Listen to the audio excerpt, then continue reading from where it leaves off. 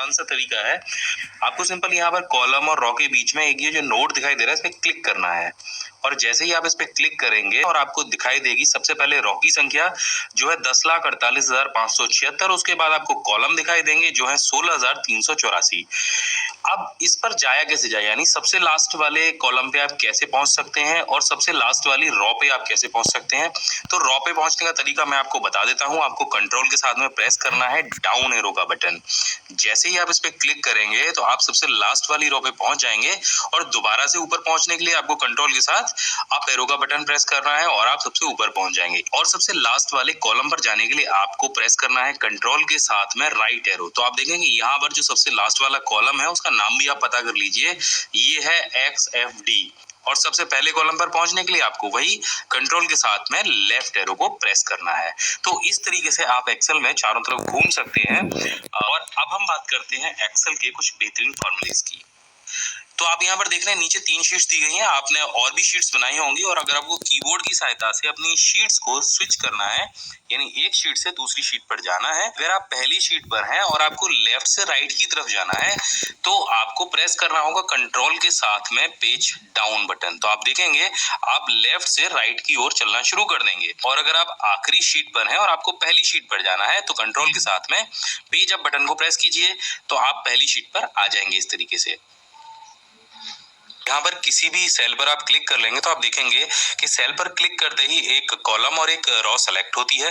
तो अगर आप सेलेक्टेड रो को हाइड करना चाहते हैं तो सिर्फ कंट्रोल के साथ 9 बटन को प्रेस कीजिए तो आप देखेंगे वो जो रो है वो हाइड हो जाएगी। इसी तरीके से अगर आप कॉलम को हाइड करना चाहते हैं तो कंट्रोल के साथ 0 बटन को प्रेस कीजिए तो जो कॉलम है, जो सेलेक्टेड कॉलम है, वो हाइड हो जाएगा। एक से ज्यादा करने के लिए आप एक साथ उनको सेलेक्ट कर सकते हैं। देखिए कुछ इस तरीके से मैंने ये बी से लेके डी तक के जो कॉलम है वो सेलेक्ट कर लिए हैं और कंट्रोल के साथ 0 प्रेस करने पर ये एक साथ में हाइड हो जाते हैं। अब इनको अनहाइड कैसे करते हैं, तो रो को अनहाइड करने के लिए आपको वो एरिया सेलेक्ट करना होगा जिसके बीच में रो हाइड है। कीबोर्ड से प्रेस करना होगा कंट्रोल और शिफ्ट के साथ में 9 बटन, दोबारा से जो रो आपकी हाइड हुई थी वो अनहाइड हो जाएगी। अब चूंकि एक्सेल 2007 में कॉलम को अनहाइड करने का शॉर्टकट नहीं है तो इसलिए आपको वो मैनुअली करना होगा। आपको यहाँ से सेलेक्ट करना होगा और राइट क्लिक करके इसे यहाँ से अनहाइड करना होगा। तो आप देखेंगे एक्सेल के सेल्स में हमने कुछ डेटा फिल कर रखा है। इस डेटा के चारों तरफ अगर हमें बॉर्डर लगाना है तो हमें क्या करना होगा, सिंपल आप इसको सेलेक्ट कर लीजिए और कंट्रोल शिफ्ट के साथ में एंड बटन को प्रेस कीजिए।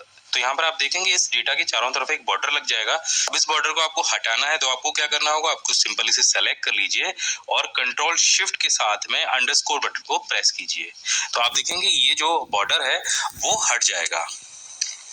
तो आप देखें यहाँ पर कुछ नंबर्स लिखे हैं। अगर आप चाहते हैं कि करेंसी में कन्वर्ट हो जाए, साथ में दशमलव के 2 स्थानों तक 0 भी आ जाए तो बस आप इसको सेलेक्ट कीजिए और शिफ्ट कंट्रोल के साथ डॉलर बटन को प्रेस कीजिए। तो आप देखेंगे जो आपके नंबर्स हैं वो करेंसी में तो कन्वर्ट हो ही गए हैं, साथ में दशमलव के बाद 2 0 भी आ गए हैं। अब बात कर लेते हैं किसी भी सेल को परसेंटेज में कैसे कन्वर्ट करते हैं। तो सिंपल आप सेल को सेलेक्ट कर लीजिए जिसको भी आपको परसेंटेज में कन्वर्ट करना है और शिफ्ट और कंट्रोल के साथ में जो प्रतिशत का बटन है उसको प्रेस कर दीजिए। तो आप देखेंगे इस सेल की जो फॉर्मेट है वो प्रतिशत में कन्वर्ट हो जाएगी। अब यहाँ पे जो कुछ भी नंबर लिखेंगे वो अपने आप परसेंटेज में आएगा, जो कि पहले नहीं आ रहा था।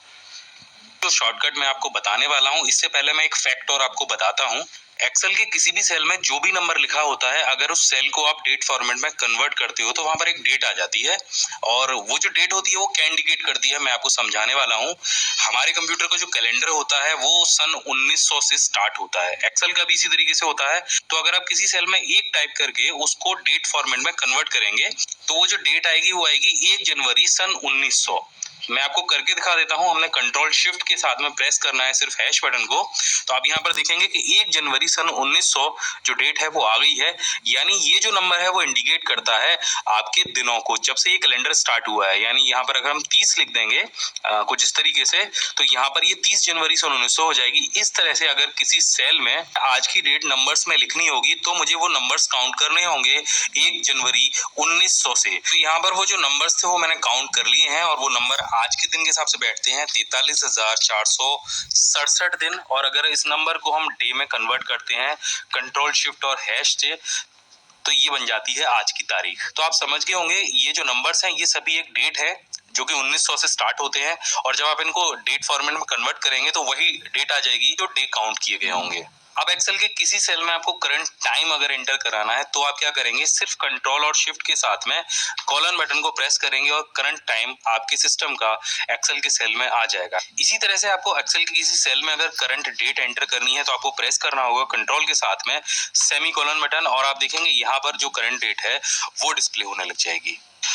कभी कभी हमें ऊपर वाले सेल की वैल्यू नीचे वाले सेल में कॉपी करनी होती है, तो इसके लिए सिंपल आपको प्रेस करना है कंट्रोल शिफ्ट के साथ में डबल कोट को, तो जो ऊपर वाला सेल होगा एग्जैक्ट वही वैल्यू नीचे वाले सेल में आ जाएगी। और ये आप कितनी भी बार कर सकते हैं, बस आप एंटर करते जाइए, कंट्रोल शिफ्ट के साथ में डबल कोट प्रेस करते जाइए, और आप ऐसा कितनी भी बार कर पाएंगे। यहाँ पर प्रतिशत के लिए भी अगर मैं इस शॉर्टकट को अप्लाई करूँ तो यहाँ पर भी होगा, अगर मैं डेट के लिए भी शॉर्टकट अप्लाई करूँ तो यहाँ पर भी होगा, और अगर यहाँ पर टाइम के लिए भी मैं इसे अप्लाई करूँ तो यहाँ पर भी ये उसी तरीके से काम करेगा।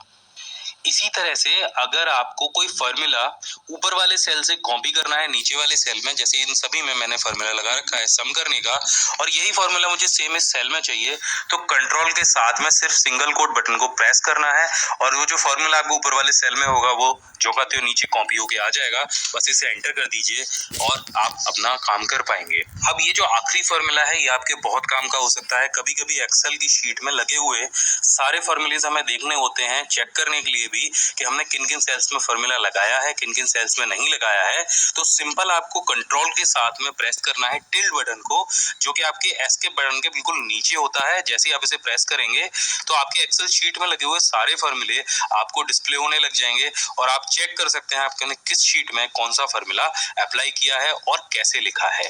दोबारा से इसको हाइड करने के लिए आपको सिंपल दोबारा से वही कमांड प्रेस करनी है, यानी कंट्रोल के साथ में टिल्ड, और जो फॉर्मूले हैं वो अनहाइड हो जाएंगे। तेजी से आप कैसे सम कर सकते हैं, आप किसी भी टेबल के नीचे चले जाइए जिसका भी आपको सम निकालना हो और कंट्रोल के साथ में आप प्लस बटन को एंटर कीजिए। आप देखेंगे आपकी टेबल सेलेक्ट हो जाएगी और एंटर करते ही आपकी उस टेबल का सम हो जाएगा। तो ये बहुत तेज तरीका है एक्सेल में सम करने का। और अब हम जानते हैं दूसरी ट्रिक। एक्सेल के किसी सेल में अगर आपको करंट टाइम लिखना है तो वो आप कैसे लिखेंगे। आप अपने कीबोर्ड से सिंपल दबाएंगे शिफ्ट और कंट्रोल का बटन और साथ में सेमीकोलन का बटन आप दबाएंगे तो आपके सिस्टम का जो करंट टाइम होगा वो आपके एक्सेल के सेल में आ जाएगा। इसी तरह से करंट डेट लिखने के लिए आपको कंट्रोल के साथ में सेमीकोलन को प्रेस करना है और आपकी जो करंट डेट होगी वो वहां पर डिस्प्ले होने लग जाएगी या आ जाएगी। इसी तरीके से शीट को चेंज अगर करना है, आपके पास 3 या 4 शीट हैं और आप उन्हें चेंज करना चाहते हैं तो आप शिफ्ट कंट्रोल के बटन के साथ में, अगर आप पहली शीट पर हैं तो आप दबाएंगे शिफ्ट कंट्रोल के साथ में बटन 3, तो आप आगे शीट पर बढ़ते जाएंगे। और अगर आप लास्ट शीट पर हैं और आपको पहली शीट पर जाना है यानी आगे वाली शीटों पर जाना है तो आप कंट्रोल और शिफ्ट के साथ में 9 बटन को प्रेस करेंगे। इसके लिए आप अपने कीबोर्ड के नंबरिंग जो कीपैड होता है उसका भी इस्तेमाल कर सकते हैं। अब बात करते हैं हम इस टेबल को सेलेक्ट करने की। टेबल सेलेक्ट करने के लिए आप माउस का इस्तेमाल करते हैं इस तरीके से, लेकिन टेबल सेलेक्ट करने के लिए आप शिफ्ट और कंट्रोल के साथ में एरो की का भी इस्तेमाल कर सकते हैं। तो कंट्रोल और शिफ्ट को दबाना है, अगर आप राइट में है तो लेफ्ट की को दबाना है और लेफ्ट में है तो राइट की को दबाना है।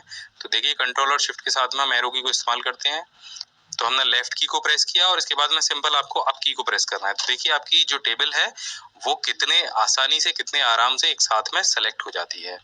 अब इसी तरीके से अगर आप टेबल में नीचे काम कर रहे हैं, नीचे किसी सेल में है और आपको एकदम से ऊपर वाले सेल में जाना है तो शिफ्ट और कंट्रोल के साथ में आप 8 नंबर को प्रेस करेंगे और ये जो 8 नंबर है ये आपके न्यूमेरिकल कीपैड का होना चाहिए। इसी तरीके से अगर आपको नीचे आना है तो आप नीचे की तरफ 2 नंबर को प्रेस करेंगे, लेफ्ट में जाना है तो आप 4 नंबर को प्रेस करेंगे और राइट में जाना है तो आप 6 नंबर को प्रेस करेंगे। तो इस तरीके से आप अपनी टेबल में चारों तरफ कहीं भी लेफ्ट और राइट जा सकते हैं। अब मानिए जो आपने जितने भी एरिया में आपने टाइप किया हुआ है मैटर, यानी आपका मानिए यहाँ पर हमने ये डेट भी टाइप किया है, टाइम टाइप किया है और ये जो सारा हमारा टेक्स्ट वाला एरिया है हमें इसको एक साथ में सेलेक्ट करना है। तो आप क्या करेंगे, अपने कीबोर्ड से शिफ्ट और कंट्रोल के साथ में 8 बटन को प्रेस करेंगे और ये जो 8 नंबर बटन होगा ये आपके अल्फाबेटिकल कीबोर्ड के ऊपर वाला 8 बटन होना चाहिए। तो आप देखिए कि आपका जो सिलेक्शन एरिया है, जो आपने जितना भी टाइप किया हुआ है वो सारा एक साथ में सेलेक्ट हो जाएगा। एक्सेल में एक चीज बहुत लोगों को नहीं पता होती है कि जब आप किसी नंबर वाली टेबल को सेलेक्ट करते हैं तो साथ में एक्सेल आपको इंस्टेंट इन्फॉर्मेशन देती चलती है। और वो इन्फॉर्मेशन क्या-क्या मिलती है हम आपको दिखा देते हैं।